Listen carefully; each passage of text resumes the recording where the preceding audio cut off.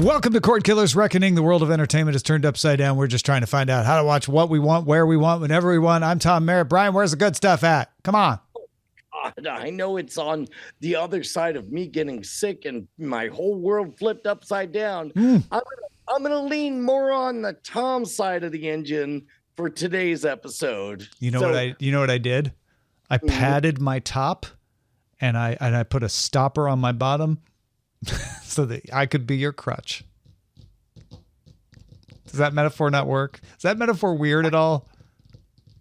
I leave it to people who write us at cordkillers@gmail.com to interpret whatever you just heard. But for now, I know we got to find good stuff to talk about. So, indeed, future events such as these will affect you in the future. Let's take a supply run. Hulu and Disney Plus subscribers, as of March 14th, won't be able to share passwords outside their household, according to an update to the terms of service for both of these services.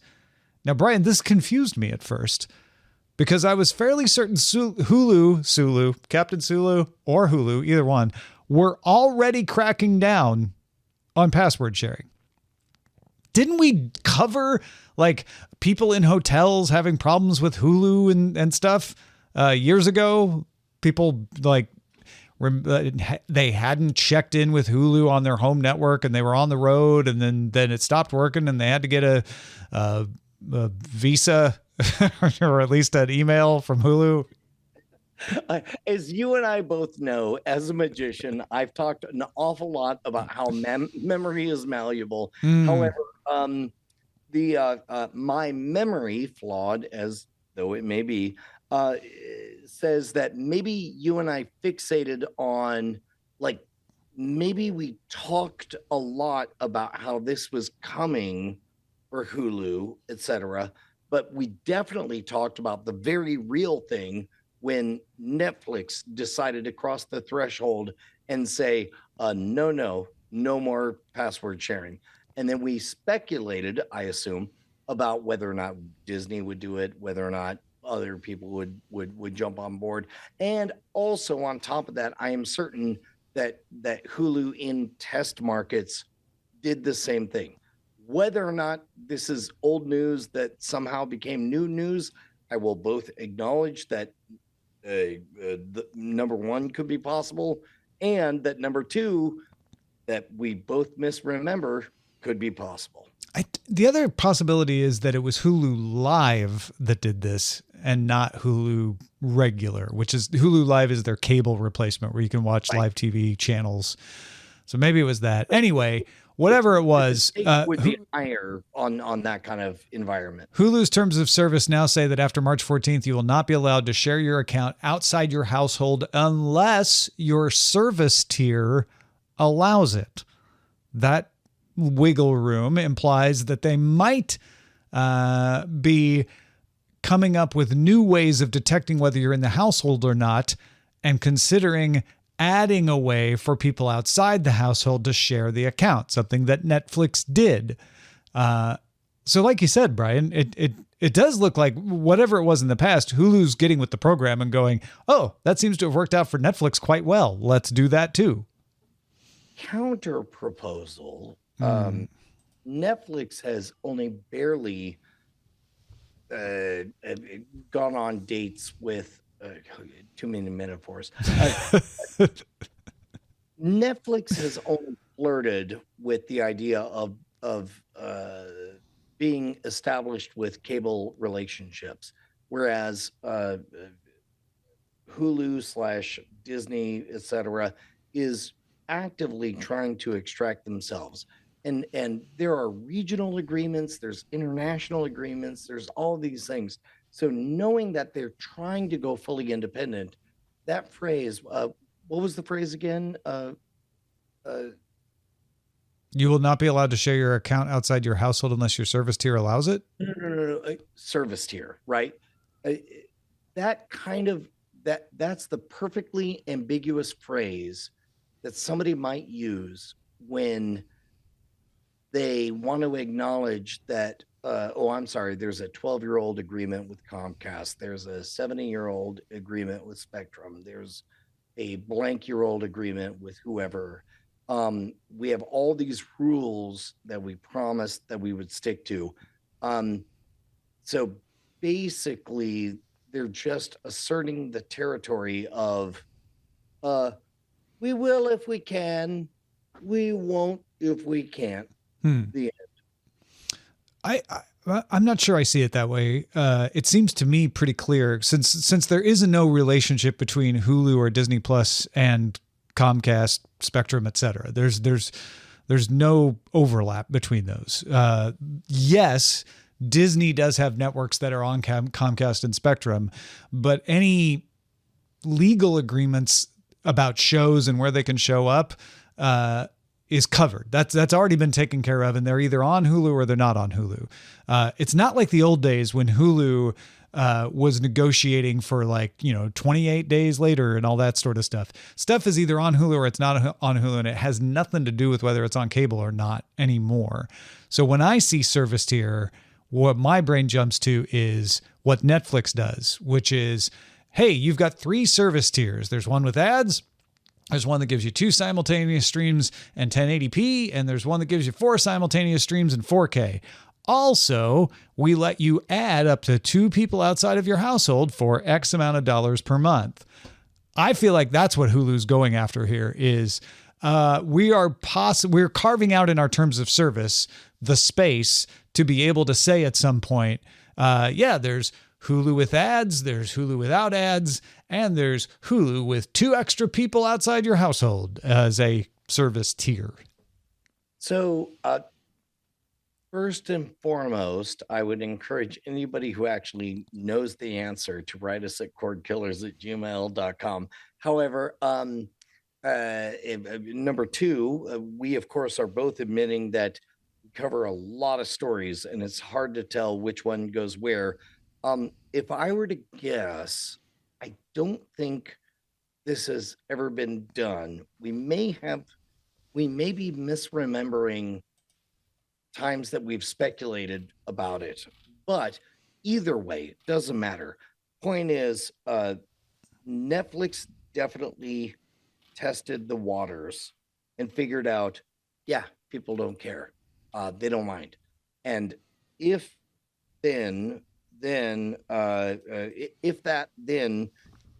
why not Hulu, Disney Plus? All of it. This is all a long way to say, go for it. Extract maximum benefit. Cause people to cancel their, I don't know, whatever what was the weird horror movie thing or Shudder. Yes, or cancel your Rooster Teeth subscription or whatever. It's like you could find the money, but starting now, we're gonna demand it. Does that track?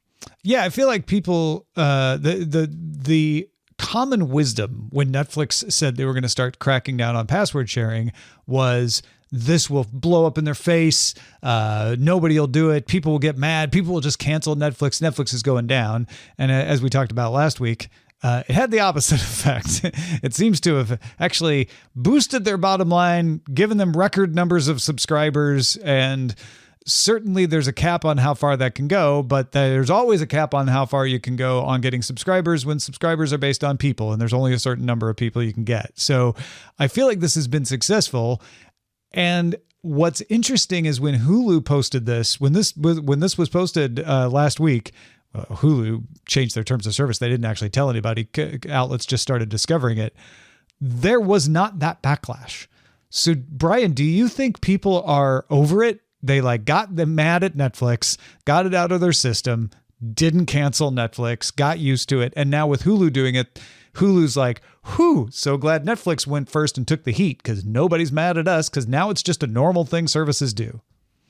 This is one of those game theory things where it's like, do you want to be an innovator? Mm-hmm. The advantage to being the innovator is that you get to be first. You get to be first in the market. You get to be first in the mind. The secondary play is like, just sit back and watch the innovator do things. And maybe it's good, maybe it's not. And then just follow suit. You save a lot of money that way, but it's not a forever strategy. And but would it be a good strategy in the case of password sharing, right? If Hulu's like, we're not going to sit back and wait for Netflix to do everything. But in this case, the amount of heat they took for it, it was good that we waited and we were second to try it. Right. So stated differently, Netflix did a thing, Hulu did a thing. Netflix was first to actively spend millions of dollars to say, hey, are you guys willing to actually use your passwords and buy the service and so on? And in that case, game theory, Disney Plus would be like, go on, do that. We'll watch. And so essentially they did a market research survey for free for so Hulu and Disney Plus are holding Netflix's beer. And now Netflix has finished and they've given Netflix the beer back and said, okay, now we'll do it too. The only thing I don't love about that metaphor is that it implies that they're friendlier than they actually are. They are. Yeah, no, they are. That's probably true. Disney Plus may have spit in the beer. Netflix, you might want to check that. Yeah. I want to know from y'all out there, cordkillers@gmail.com. Are you mad? Because we heard plenty from people when Netflix proposed this, when it was even hinted that Netflix was going to do this. So I'm curious if you're like, you know what? No, I'm too tired to be mad. This is just the way it is. Or if you're like, no, I'm just as mad about this as I was before. There is a disconnect.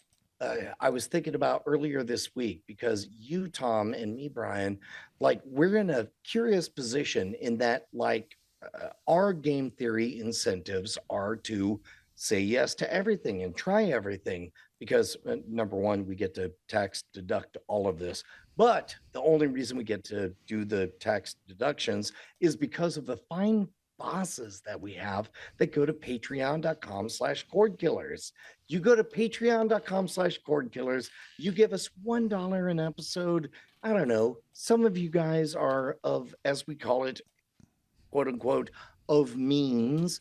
I don't know. I double dog dare you to give us $10 an episode, whatever it is. They can't do that. There's no way. Tom, don't ever bet against our patrons. That would be like Hulu cracking down on, oh my God. All right. Look, the more you give us, the more we are able to legally tax deduct every time we go to the movies. Please go to patreon.com/cordkillers. Allow us to sign up for all the services so that we can. So you don't have to. Yes. Yes. Exactly. You save money when you back Patreon. Patreon.com/cordkillers. What's funny is like we're both laughing as though we're getting one over on the man, and yet accurately, that's why the tax structures are created. Yeah, it is indeed. Also, I want to point out that segue, you should never point out a segue when it's happening, but I think enough time has passed since your segue into the mentioning the Patreon. So good.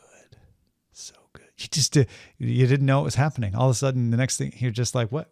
Brian was just talking. It's so good. 10 years ago, you stopped a show to admonish me for pointing out the segue. I know. And now you're stopping the show to compliment me. And that's why I built in a little disclaimer of like, but I think we spent enough time now. All right. Fair enough. Yeah. I'm with you. Oh, wait. Sorry, Brian. It's time for the search party. So last week we talked about the idea that Netflix is becoming mainstream television, right? I mean, Netflix is television, but becoming like the replacement for the broadcast networks. And among a lot of the thinking about that was the idea that Netflix might stop making movies. You know, that they were moving their pay away from movie development. High fidelity, excellent entertainment. Yeah. Because Scott Stuber was the head of that effort at Netflix and he was leaving Netflix. Does not seem like they're leaving the movie making business, but maybe this is just the last gasp after Scott Stuber left. During the Next on Netflix presentation, which was held at the Netflix headquarters in LA, they gave a bunch of TV critics a look at forthcoming film and TV projects, including Seinfeld directorial debut, Unfrosted, which Netflix announced will debut May 3rd. So that's about the cereal wars. It's about, the development of children's cereal. The Union, which stars Mark Wahlberg and Halle Berry, launching August 16th. A first look image can be seen below from the movie, which features Wahlberg, construction worker, drawn into a dangerous world of espionage by his high school ex-girlfriend. Forget about the image stuff. I'm just reading the page here, but it's a I got drawn into espionage. Oh, my ex-girlfriend is the spy trope. That announcement follows the news last week that Netflix was not going to release a Halle Berry sci-fi movie. So they're still working with Halle Berry, just not on the mothership. And Squid Game season 2. We got a little look at that. Okay, let's start with Squid Game season 2. Gi-hoon says over the phone, "I will find you." Gi-hoon is our main guy, the guy that you follow throughout season 1. Do you think that they do the thing where it's like, despite the fact that you won all the money in the world, hello, it's the bank. There are taxes on the money, and you didn't know there's a special clause where now you owe more than ever. No, this is Gi-hoon. This is Gi-hoon being like, now that I have all the money, I have the power, and I will stop these horrible people who did this to all of us. I saw so many people killed, and for what? Hold on. Okay. So what if now that he's wealthy in the currency of money, what if Yoon's whole game is he wants to torture people with a different currency, let's say political clout or power? Or that does not seem to be borne out by what they're showing us here. I'm thinking, okay. What's 1-800 Netflix? Give me a moment. Yeah, right. Sure. No, you call Scott before he clears out his office. He's still there for a couple more months. But yeah, I don't know. We got a Halle Berry movie. We got a Seinfeld directorial debut. We've got Rebel Moon Part 2. There's a new Beverly Hills Cop coming. I mean, if you just look through this Verge article, it's like 4 movies a month. Well, two to 4 movies a month. Unfrosted, by the way, I said with cereal. It's not. It's the Pop-Tart story. That's my mistake. Let's talk about the Seinfeld directorial debut, because there's a temptation as a consumer to believe that a person is good at one thing, probably good at other thing, and many of the times that's exactly what happens. But yes, if you read into the back history of Seinfeld, part of the reason that Seinfeld was good was because he was kind of like obsessive compulsive about so many things, and essentially was directing the entire thing. Do we believe Seinfeld is a good director? I don't know. I haven't seen him direct yet. This is the first time he's ever directed. Real quick, let me press pause right now. On what? The show. No. I'm noticing that we don't have an echo, and also... Oh, okay. Do you want me to pause my actual recording then? Because that's going to complicate audio. No. That was my question, is, are you recording? That's yes, fine. I've been recording this whole time, of course. Why wouldn't I have been recording? Because we're learning a new process. I just now realized that I think vMix, the video version, is not recording. So that's fine. Do we need to start over again? Is that what you're telling me? No. That's what I was afraid of. I'm not recording video. I'm only recording audio, as I always do, because I always record audio. Fine. As long as audio is recording, we're good. So we won't have a video version. No, we'll include this awkward moment where we went meta on it. Will there be a video version or not? Yeah. No, I have the video. What I'm realizing is that I may or may not be recording audio locally. Normally, but the video will have audio. normally the big backup is the live stream, but we're not live streaming this, right? Okay. So now I know for certain that we're recording the video on my side, and you know for certain that we're recording the video on your side, All right. or audio on your side. I don't know about Seinfeld, but I have questions about this.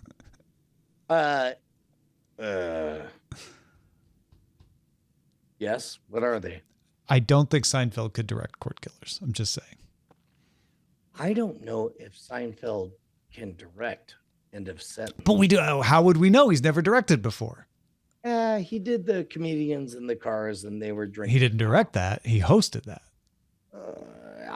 That's way different than directing a movie, even if he did a little bit of direction. Like that was like popping up a webcam in a car. Okay, so let's play a game where we trade off examples of people who you didn't expect to be directors who are good at it, and people who you thought would be good directors and didn't. My first example is Rhea Seehorn in Better Call Saul. Never would have expected her to be the director. Directed one of the best episodes of the entire series, Better Call Saul. I don't know why. I don't know what my criteria for not expecting someone to be a good director is, other than, oh, they're an actor, right? Like, because I can think of the first time I found out Jonathan Frakes directed, I was surprised. You stole my second one. But the only reason is because I hadn't learned that actors can direct. I was like, but he's an actor and he's directing. Then I found out, oh, that happens all the time. And so now I'm like, well, anybody could be a good director if they've got the talent and experience and have been instructed in it. Seinfeld could be a good director. I have no idea if he's going to be a good director or not. I don't know anything about him specifically that makes me think he wouldn't have the propensity, other than a lack of experience. But that's every director the first time they direct. There's also a little bit of a game of like, how much pressure are they under, right? So it's like, if it's Thursday night NBC, different set of rules than like on YouTube. Like, well, this is Netflix, Unfrosted, the Pop-Tart story, telling the story of the 1960s development of the Pop-Tart with friends. Melissa McCarthy, Jim Gaffigan are in this movie. I would take the over on this one. I think would you deliver? Yeah. Anyway, folks, if you want to check out Beverly Hills Cop Axel F, there's a trailer. There's The Union. That's the Halle Berry one. There's a trailer for Unfrosted. Woody Woodpecker Goes to Camp coming April 12th. And Rebel Moon Part 2. I haven't heard anyone talk about Rebel Moon Part 1. Maybe I'm just looking in the wrong places, but Rebel Moon Part 2 coming out. And then a bunch of stuff coming out later this year, too. Netflix makes movies. That was my point. Rebel Moon, what I have heard is 100% not what I was hoping to hear. Yeah. How about you? All right. Well, what have we been watching, Brian? I know you got to watch rewatch with your daughter, which is one of your favorite things to do. One of the old classics. What did you watch? Yeah, that's I got 3 daughters, which means I get to continue to do laps and wait for the right moment. Like, oh, is it time for them to experience blank or so on? Callie is 11, and we ended up watching the beginning of Back to the Future. And then she was like, Dad, can we watch the rest of Back to the Future? And we did. And we got to the end. Number 1, comments on Back to the Future.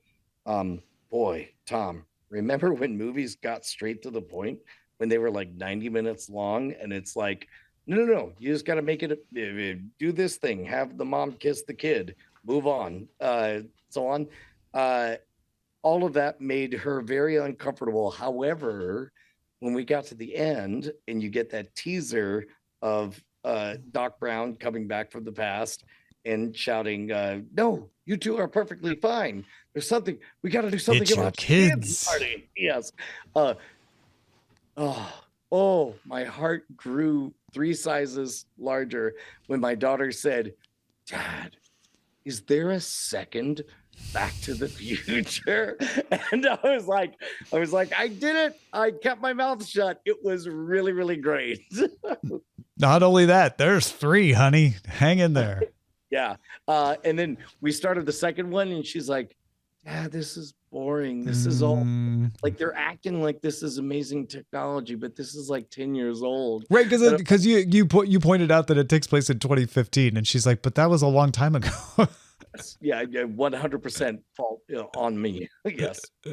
That's funny. I watched the Grammys yesterday on CBS through my DirecTV Now subscription.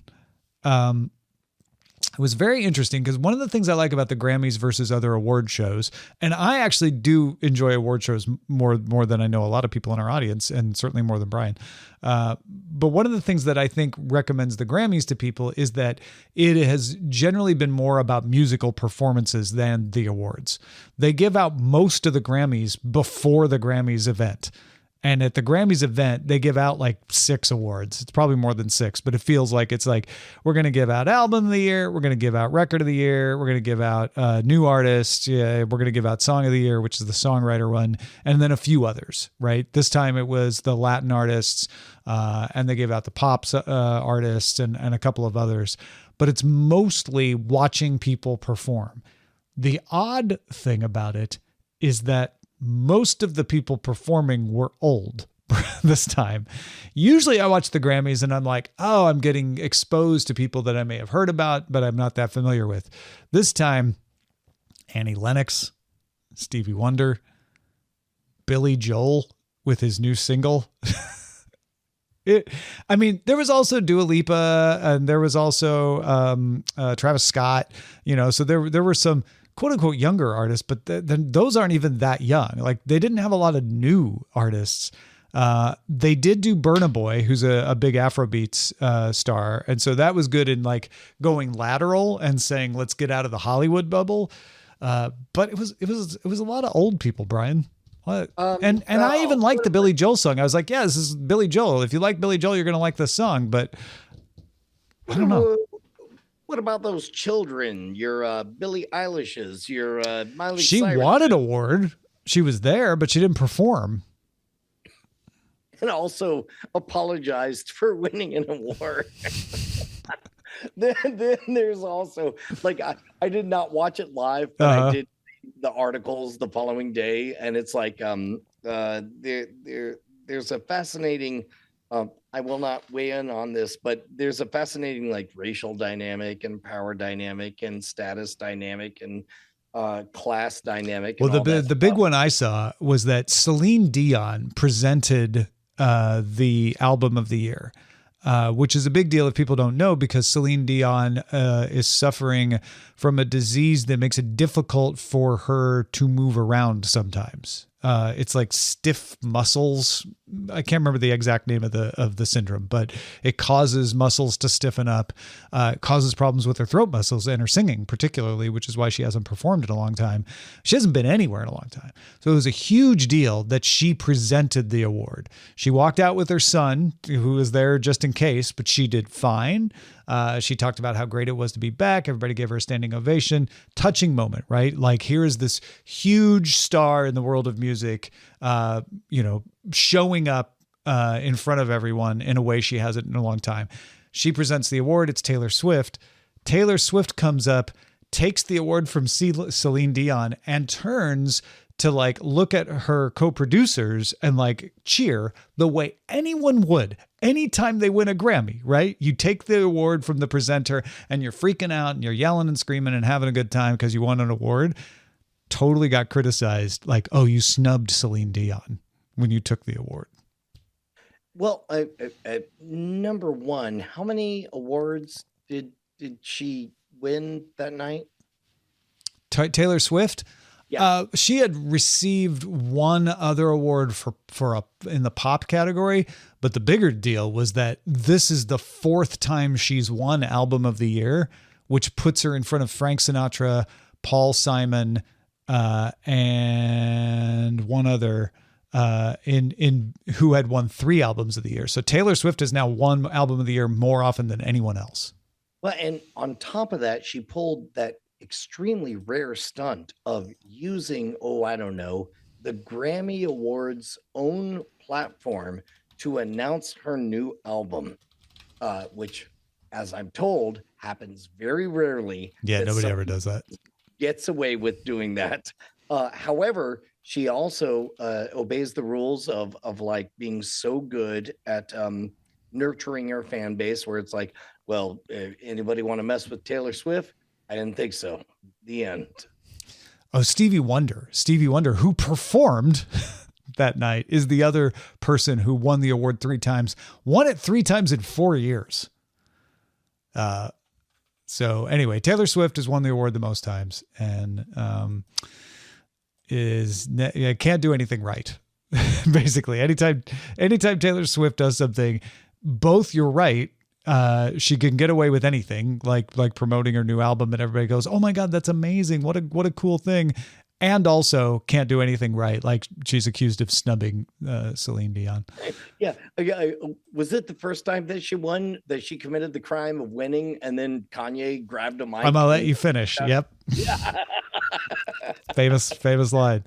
Now, having said all that, there's a wonderful. I'll do a quick recommendation. There's a marketing and branding show called Under the Influence from Terry O'Reilly, and he has a whole episode dedicated to all the things that Taylor Swift does right. And as I'm watching them, he's like, first she did blank and then did it again a second time, and I'm like, okay, yeah, I'm into all of this.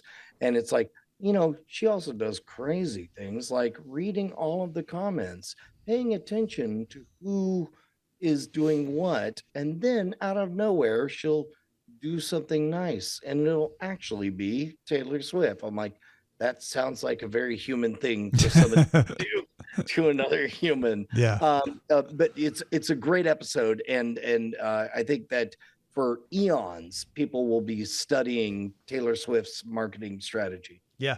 It is interesting on the album release, because if you're not a nobody, if you're a nobody, you probably don't win a Grammy, right? But if you're somebody who is coming up in the world and you plugged your album, it could be seen as crass.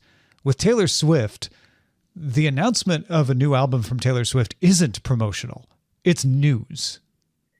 The way I think of these things is every single interaction, and I'm giving a little bit of a preview for this book I'm trying to write, but it's like every action you take to the person around you, take a moment and consider, is it a harvest or a gift? In other words, are you asking for something or are you giving them a gift? And sometimes the exact same thing in 2 different situations, one would be a harvest, one would be a gift. So like, for example, if she was on a street corner announcing her new album, that would be a harvest. She would be asking for something. However, in that case, for the Swifties, for this wonderful audience that she's cultivated, that was 100% a gift. Yeah. She both to them and to the Grammys, because it made news and it made people realize the Grammys were happening, even if maybe they didn't realize it before. Yeah. No, that's a great example of it, and a great way to explain it. Like, someone promoting on the Grammys could be considered a harvest and therefore crass, but for Taylor Swift, she was giving everyone a gift by announcing. Yes. Yeah. If you got something we should be on the lookout for, email us cordkillers@gmail.com. Big thanks to Doghouse Systems for providing the machines we use to do the show, doghousesystems.com/rogue. And Brian, I am serializing novels through my Free Tom newsletter, and I just did a vote. So the next novel starts this week. If you're a paid subscriber, Free Tom newsletter is free for everybody. But if you want to pay a little bit, you get a little extra. And the little extra is the serialized novel, The Hungry Earth, which I have never shown to anyone else ever. Oh, okay. So let's talk about this. Everything is a harvest or a gift. Which do you feel like this is, and to which audience? I don't know. I hadn't thought about it, and I wasn't prepared to think about it, so I don't have a decent answer. That's fine. I hit you with a lot. For everybody listening, understand that Brian was trying to turn my promotional moment into his promotional moment for his book. The artist lives in a weirdly cloudy moment where they never know, is this good or not good or whatever. And it's only years later we figure it out.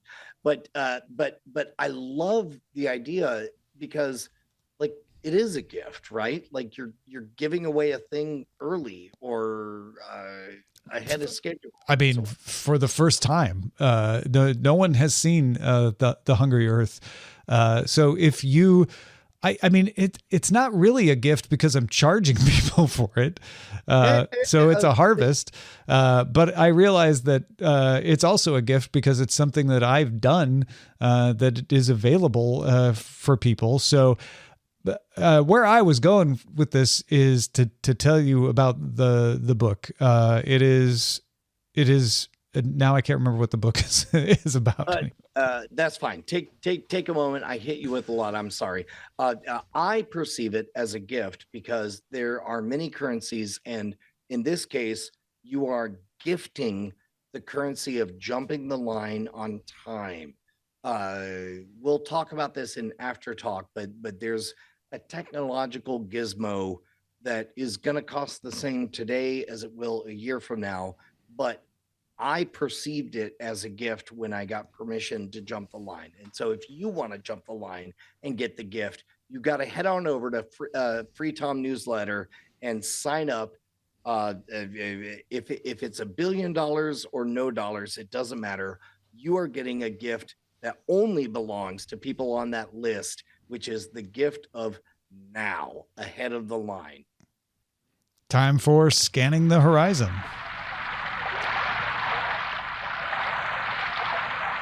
Wait for it. Oh, see? This morning was going to be developers. Interesting article from Adrian So at Wired.com called Apple TV Plus is the new HBO, kind of backing up what we were saying previously on Cordkillers, that Apple is the prestige television maker. When we were talking about Netflix being mainstream, Apple being prestige. And by the way, Apple announced their spring and summer lineup to the TV Critics Association, none of which I knew, which is such a prestige network thing to do. Of like, no, we got a bunch of franchises and we'll get back to those, but wouldn't you like to check out Constellation, an 8-part conspiracy-based psychological thriller starring Noomi Rapace and Jonathan Banks that starts February 21st? Or Messi's World Cup, a 4-part documentary event tracking the 8-time Ballon d'Or winner through his career? Or the completely made-up adventures of Dick Turpin, a 6-episode comedy adventure series starring Noel Fielding as the legendary British highwayman that starts March 1st? In fact, they're so HBO, they have Fraggle Rock, Back to the Rock, coming Friday, March 29th. That's season 2, in case you missed. There was a season 1. That one, let's ignore the last one. That's 2 on the nose. But would you agree, Tom, that when you have established enough reputation, respect, and enough awards, you get to just act different? Yeah. Remember back to the 1990s, when Emmys were not given to cable stations, so they would have to win Cable Ace Awards. And HBO would lean into the branding of, it's not TV, it's HBO. They had to define their own category. This now, once you establish yourself there, you get to lean back and just say things. And I feel like, to be honest, like Apple Plus has earned this spot. They get to say, I mean, yes, we're not going to rub it in their face that, Foundation was weird, and we're not going to rub it in their face the things that didn't work out. However, although Foundation's a huge success for them, including season 2. I'll believe you on that. But the point is you get to lean back and just say, forget about old thing, new thing coming, that kind of thing. Yeah, for sure. And there's a whole lineup of new things coming. And it has the cachet, I think you're right, that HBO has, which is if anyone else was trying to tell me to watch this, I'd be like, why would I spend my time on that? But because it's Apple TV Plus, I'm like, oh, it's probably going to be good. I should probably watch it. Yeah. And you may not even mind the bombastic way that they say it. Yeah. Production is underway on Star Trek Section 31. That's Paramount Plus's original movie that was once going to be a series. Now it's going to be a movie starring Oscar winner Michelle Yeoh, reprising her role from Star Trek Discovery. So it's on its way. Is this the one about like the Black Ops division of Starfleet? Okay. Exactly. There was a little bit of a hint of it in Lower Decks, but yeah. Section 31, I think, originated in Star Trek Deep Space Nine. I could be wrong. It might have been in TNG or something, but I remember they had several plot lines in Deep Space Nine about Section 31. And in Star Trek Discovery, you kind of are seeing the origination of Section 31. So I think that's what this movie is going to deal with. And it'll be set in that Discovery timeline. So let's pause our show for a second to speculate wildly. What kind of event? Do you actually want me to pause again, or is this just a metaphor this time? Oh yeah, you never needed to pause. Okay, good. I never did. I was when there was one set of footprints. I'm traumatized by the word pause. So sorry. Let us take a moment to speculate, because you and I love Star Trek very much. What kind of 9/11 style event would cause a thematic and story-based diversion from literally everything we knew about the Star Trek universe leading up to that? Like, do they flatly state it, or is it just sort of like implied? Like, hey man, at some point we needed a SEAL Team 27. Yeah, that's a really good question, because it feels like the idea of Section 31 is not very Roddenberry, right? Roddenberry's got the very positive view of the future. And Section 31 feels like an admission that any bureaucracy, no matter how well intended, will have an apparatus that feels it must operate in secret for the sake of security, quote unquote, anything else, right? And that is what we're dealing with Section 31. And I'm looking at Memory Alpha, the Star Trek wiki. According to Deep Space Nine and Star Trek Enterprise, Section 31 was sanctioned by the original Starfleet Charter, which allowed for extraordinary measures to be taken in times of extreme threat. So again, there was a Patriot Act before Starfleet was created. At the creation of Starfleet, Section 31 was comparable to the Romulan Tal Shiar. Wow. Yeah. So when did it start? Oh, you know what? I have this statement here from the creators of Star Trek. It says, "I'm just a beekeeper. I'm just thankful someone cares for me. Protect the hive." Section 31's name comes from Article 14, Section 31 of the Starfleet Charter that provides for it to be made. It doesn't really get... How do you feel about that? Because, I mean, it is definitely an undercutting of everything I perceive Star Trek is about. And instead, it's a throwback to 20 years ago of basically 24. I think it's an interesting concept to think that even in the best possible organization, there are going to be rogue elements. Because I think it would be unrealistic to say, no, nothing bad could ever happen in Starfleet, right? So let's say that in times of extreme threat, you're going to need extreme measures. And I think that's fair. I think all of us do that. Sometimes we're like, well, I wouldn't normally do this, but I need to, right? That's all we're saying. It's human nature to do that. So Section 31 provides for that. But how does that happen? Who are the people who take advantage of that? And how does Starfleet push back against that? Becomes a really interesting story. I don't know if that's what we're going to get in the movie, but that would be interesting. I think you 100% nailed it. Is like this story becomes interesting when you enter it with the exact same question you and I just had, and instead it becomes like an intellectual, emotional, moral argument for the thing that seems like it should not be there. Yeah. Then all of a sudden it's like, okay, all right, no, I see it. Yeah. Let's do it. Yeah. So you've got the group that thinks it needs to happen because it's the right thing to do. And normally we shouldn't do this, but in this case we need to. You've got the group that takes advantage of that for their own interests because they want it to happen. And then you have the group who doesn't think it should happen and is pushing back against it. And then you have a really interesting conversation to have in this movie. And Michelle Yeoh's character, if you don't remember from Star Trek Discovery, was very pragmatic evil, right? Just sort of like do things because they're the right thing to do for you. That is how one must rule, because she comes from the alternate universe with the goatees. So she is going to be interesting in this too. D&D terms, that would be lawful evil, right? Is like, yeah, stick within the boundaries, but also get yours.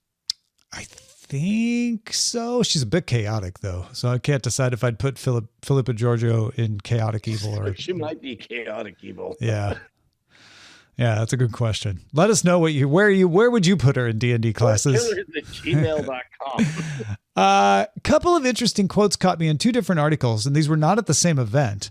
But the fact that they shared a theme I thought was interesting. One is reported by Variety, the other by Deadline. Ewan McGregor was talking to an event and doing an interview and was asked about, Star Wars and being in the original Star Wars. Obviously, he was asking, will you ever do another Kenobi? He's like, oh, I'd love to. But, they have to decide if they're going to do it or not. The standard answer. But one thing that he said was that when he was cast as Kenobi, he didn't think of himself as that kind of actor. He thought of himself as the train spotting actor. He says, I am happy that I am this character for a lot of people, but when these films came out, they were so disliked. That was hard. The first one was panned, and we still had to make another two. It was weird to be in a film that was hammered. So that alone is interesting, of Ewan McGregor talking about like, yeah, man, that wasn't easy to have people coming at you so hard and still know like, oh, usually, if something's panned, you don't make another one. And this one, you're like, oh, we're definitely making two more of these. Then Daisy Ridley was talking on a podcast about people being upset with Star Wars and her roles in the sequels. She said, it's still upsetting. You don't want people to feel like you've not served the thing they're a fan of. But The Last Jedi was so divisive, it felt like the first one, everyone was responsive in the same way, but the second one was super divisive, and the last one also super divisive. But it didn't change how I felt about it. So let's start with the last one first. The Last Jedi, that one to me feels very emotionally approachable. It's like, I am, number one, for those who don't know, Daisy Ridley's biggest role before Star Wars was being in the last 5 seconds of the pilot of Toast of London. Like she went, as a matter of fact, they later make a joke about it saying, somebody's reading a newspaper and they're like, oh, this is weird. The next new lead of Star Wars is somebody who's never been an actor and was just starting a modeling career. And that was a joke on itself. So in that case, Daisy Ridley knew that she was entering a giant chessboard, and she knew she was, forgive me, Daisy, if you ever read this, a pawn on the chessboard. And it was a bummer, I would assume, to have the whole rules change from one movie to the next, where it was a pissing contest between two different directors, and then have the rules change again, and then whatever. All during which she's like, hey, I'm just here to try to be good to this franchise and to make it as an actor or whatever. All of that I 100% get. Ewan had a respected acting history before he accepted the role of Obi-Wan Kenobi. He did not know where things were going to go from there, but he had something, and suddenly people who were not him were making decisions about his legacy. And I would imagine that's very difficult. Now, in Ewan's case, it is fortunate that while it was unpleasant to go through that, eventually we got to the place where there's a whole generation, anybody 25 and older, much like Tom, I've expressed that, look, I know Tron's not a good movie, but I'm going to love it no matter what. You know, he's now experiencing that phase of the career. All of which is a long way of saying, yeah, pretty rough when you're not in charge.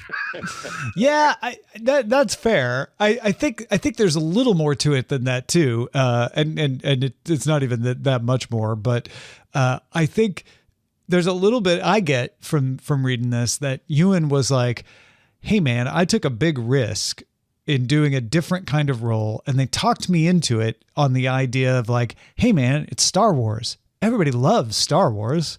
Which was true at the point that they recruited him. And then he's like, and then we do the movie and everybody hates Star Wars. And all of a sudden I'm like, I signed up for 3 of these? Like, yeah, I could totally see that. Well, and to his credit, he's stuck with it. Yeah, The way through, and now is on the other side where it's like, my goodness, like now, I think when I had COVID 5 years ago, I watched the one where he rode the electric bike all the way up from Argentina to LA. And I'm like, people are like, oh, are you the, and he goes, oh, may the force be with you. And the guy peed his pants. I mean, it's like, he's clearly on the other side of it, whatever it is. And even at its hardest panning at the Phantom Menace, I think people were giving him an out. They were like, well, but at least Ewan McGregor was fairly decent as Obi-Wan. You know, like I remember him not being panned as hard as the rest of the movie. Yes. And then we dip a toe into, George Lucas and so on. But yeah, we'll save that for another time. But my take on this, number one, good catch on finding this, Tom. But number two, boy, if you can, be in charge of your own stuff. Well, and the other thing is fandom is hard. Fandom is hard on things, and it is a master that can turn back on top of you. Real quickly, Diamond Sports Group. We've been following this story on Cordkillers. It's the bankrupt operator of Bally Sports, local sports channels, reached a deal to continue broadcasting 3 Major League Baseball teams games: the Cleveland Guardians, the Minnesota Twins, and the Texas Rangers. But the agreements shorten the deals. So these are new deals that allow them to keep broadcasting, but the deals only last through this season. At the end of this season, the deal expires. And if you remember when we talked about Amazon getting in and helping bolster Diamond Sports Group, we suspected that this was a move towards Amazon maybe someday wanting to just take a lot of these deals that Diamond Sports Group has. And that kind of would indicate that Amazon had we'll help you fund this season of doing this, but then we'd like to take those deals for ourselves.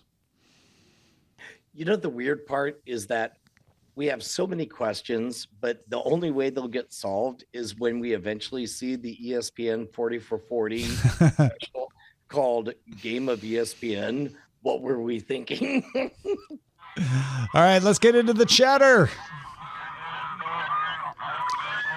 John Flowers emailed us, said, hey, Cordkillers, I feel like you've got your feet under you again during the show, but the opening theme song was only in the left channel, both on the main show and on Spoilerin Time. Keep up the great work. Your boss, John. I put this one in because I wanted to make an announcement. Amos is here with us. Can you explain Amos's role in DTNS, Tom? Sure. Amos is somebody who helps out with a lot of things around DTNS, but more recognizable to folks would be his work on Know a Little More and A Word with Tom Merritt. Know a Little More is edited and produced by Amos, as is A Word, which is an interview podcast that I do. So he's an excellent producer. He's an excellent editor, good at sort of just managing the whole process of production. We'll talk about this more in the after talk for the patrons, but basically we're getting really, really close to Brett and Tom having a workflow that works for everything. But what we're weak on right now is the part where Brian is responsible for remembering to press the button to post, and Amos is here to fix that. We got an email from Norm as well. Brian and Tom, I've had Hulu with ads and I don't care about commercials. I don't plan on upgrading to commercial free for Amazon and Netflix either. I can afford the extra money. I just don't care enough to do it. What will give me pause is if my kids start seeing ads that I don't think are age appropriate. I can't imagine they target kids with ads. That would be too controversial, but I will be vigilant. So I thought this was a fascinating question. Is once, I don't know about you, Tom, but I deeply love acting as curator, kind of a VJ, where it's like, oh, have you seen the blank thing? Oh, it sounds like you want the other thing or whatever. I, in this vein, really get upset when all of a sudden some other VJ shows up and tells a story incongruent with the story I'm trying to tell through a series of videos. And that I would imagine would be doubled down upon if the person you're trying to tell the story to is your child. Yeah. And then, I think a lot of parents have that kind of concern about whether the ads are going to be appropriate or not, because it's different content, like you say, than the content you signed up for.